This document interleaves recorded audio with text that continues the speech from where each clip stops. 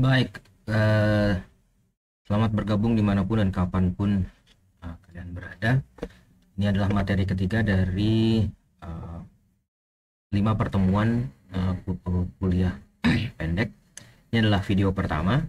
Saya kira kita akan lihat nanti bagaimana perkembangan pembagian video ini.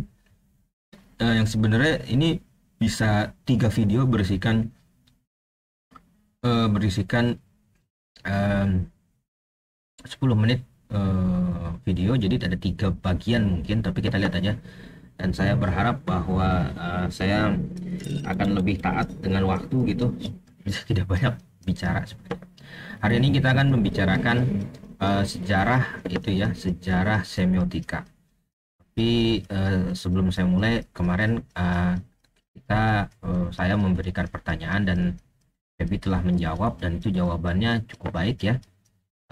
Yang pertama adalah jika tanda yang menunjuk ke arah yang benar, maka apakah ada tanda yang benar rasa? Ya, bisa juga.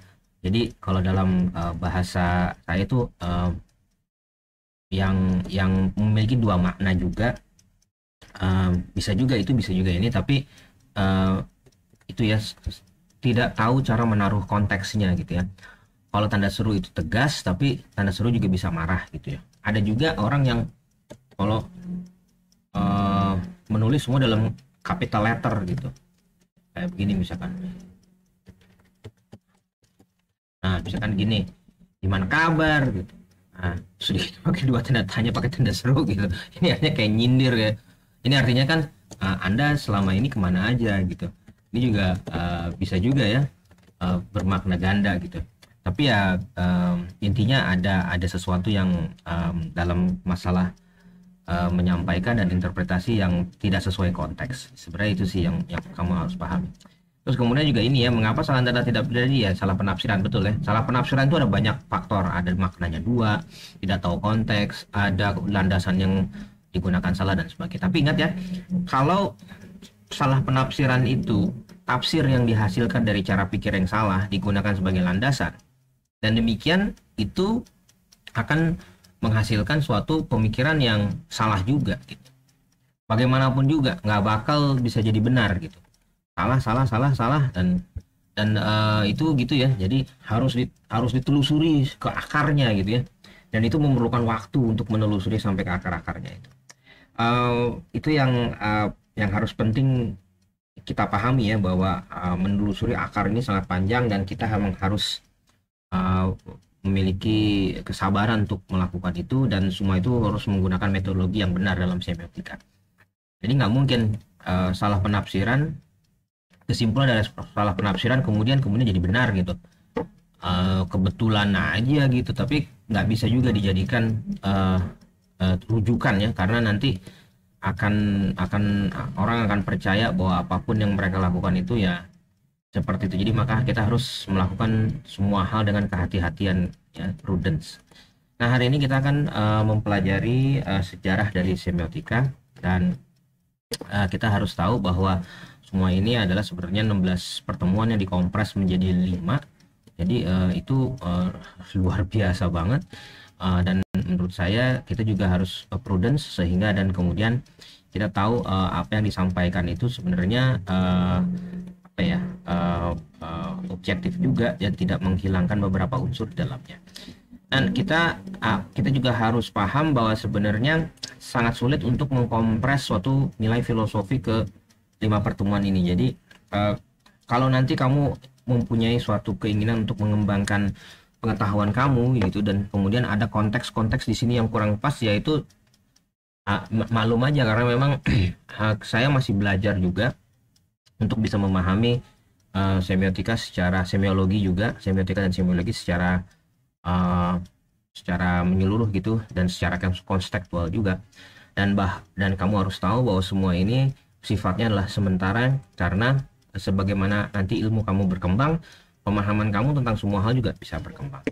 Nah, dan saya berharap kamu juga bisa mengembangkan suatu keinginan untuk memahami semiotika lebih lanjut, dan demikian semuanya akan lebih menarik, dan kamu akan bisa mengembangkan dan apa yang kamu tahu secara sederhana di sini bisa dikembangkan menjadi sesuatu yang sifatnya kompleks dan bermanfaat dan berguna. Nah, ini yang saya harus sampaikan bahwa semiotika itu adalah sebenarnya sebuah filosofi yang bermula dari tanda. Yang tanda kita juga akhirnya memahami ada sistem tanda, yaitu adalah bahasa. Bahasa ini adalah sistem tanda yang lumayan matang dan kita harus memahami bahasa, dan karena demikian kita harus memahami keadaan sekitar yang sekarang gitu ya, dan itulah yang disebut dengan kenyataan dalam bahasa kita ya. Jadi apa namanya, kebenaran tuh ada itu ya, ada klasifikasinya, ada dua. Kalau sekarang kita menyebut apa yang kita lihat dengar tuh kenyataan, tapi apakah apa yang kita lihat dan dengar itu kebenaran? Nah, itu tidak demikian, karena kebenaran itu mutlak. Jadi realitanya itu harus menggunakan indera yang lebih ini lagi ya, indera yang lebih sensitif lagi, dan cara pikir yang lebih besar lagi kan untuk melihat realita yang sebenarnya. Jadi minggu kemarin kita sudah tahu bahwa sebenarnya semiotika itu adalah sistem tanda, dan itu adalah menggunakan bahasa, dan bahasa itu dijadikan tanda atau arah jalan untuk kebenaran gitu ya. Walaupun demikian, kebenaran itu sifatnya selalu sementara, dan sementara itu selalu ini ya, small truth. Jadi tadi ya, kenyataan itu dalam pembicaraan kita ya, di video ini kita akan menggunakan kata kenyataan, kebenaran. Bagian dari kebenaran itu kenyataan, karena kebenaran yang mutlak itu adalah realita, atau dengan K besar ya, kebenaran. Dan intinya sekarang itu adalah kesimpulan sementara, jadi tidak pernah ada kesimpulan yang final. Kita terus mencari kebenaran seiring dengan waktu kita mencoba memahami keadaan sekitar. Jadi contohnya adalah kemarin ada hujan, dan hujan itu adalah contoh itu ya, salah satu kenyataan. Jadi hujan itu dianggap sebagai mukjizat yang diberikan kepada manusia dari Tuhan misalkan, itu boleh aja. Tapi ternyata kita dalam memahami hujan itu adalah siklus hidrologi, itu boleh-boleh aja. Walaupun waktunya tinggal sedikit lagi, saya akan menjelaskan sebenarnya sejarah semiotika itu bermula dari ini ya, semiotika prasejarah muncul di Yunani, dan itu oleh Plato dan Socrates dalam bahasa mereka, dalam ini mereka karya mereka Language. Plato ya 428 dan 300 sebelum Masehi, dan Socrates Poetik dan Interpretasi itu 384 sebelum Masehi. Dan waktu itu tidak dipahami semiologi, tapi adanya semiotikos. Jadi memaknai tanda, dan semiotika ini adalah bagaimana menganalisa tanda dan juga memahami fungsi-fungsi tanda. Dan itu sebenarnya mereka mencoba memahami ini ya, bahasa, puisi-puisi, karya-karya sastra yang mencoba menjelaskan keadaan-keadaan sekitar. Nah, salah satu yang menjadi perdebatan pada waktu itu adalah orang-orang yang terbagi dari dua grup, itu adalah Stoik dan Epicurean di zaman 300 BC di Yunani. Jadi mereka berdua membicarakan masalah tadi ya, yang saya sudah jelaskan di sebelumnya juga, masalah natural sign dan conventional sign. Natural sign itu adalah tanda-tanda yang diciptakan oleh alam, sedangkan konvensional itu memang diperuntukkan. Jadi tanda-tanda konvensional itu antara lain adalah bahasa gitu. Sedangkan hal-hal yang tidak konvensional, yaitu yang natural gitu, itu diciptakan oleh alam. Nah, perdebatan Stoik dan Epicurean itu sebenarnya adalah filsafat besar tentang memandang kehidupan.